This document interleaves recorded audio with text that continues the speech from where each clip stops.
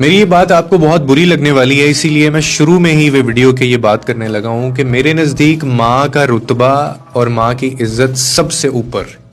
میں مانتا ہوں، لیکن معذرت کے ساتھ خدا رشتے نہیں، مجھے لگتا ہے حقوق پوچھے گا۔ ماں کی فرما برداری کر لی بہت اچھی بات ہے، جنت بھی کما لی بہت اچھی بات ہے،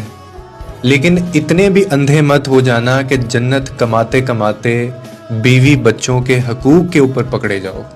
اس کے اوپر آپ کی پکڑ ہو جائے۔ کیونکہ یاد رکھیں، دین ہمارا جو مذہب ہے وہ توازن سکھاتا ہے، انتہا پسندی نہیں سکھاتا، وہ ایک سائیڈ پہ ہو کے چلنا نہیں سکھاتا۔ ماں کا احترام فرض ہے، مگر بیوی اور بچوں کے حقوق بھی اللہ ہی کی امانت ہے۔ اگر ایک عورت آپ کی زندگی میں آ گئی ہے، آپ اس کو لے کر آ گئے ہیں، تو آپ کی ذمہ داری وہ بن گئی ہے اگر، تو اس کی عزت، اس کا سکون، یہ آپ کے اوپر بھی فرض ہے۔ بیوی کو نظر انداز کر کے ماں کی خدمت کرنا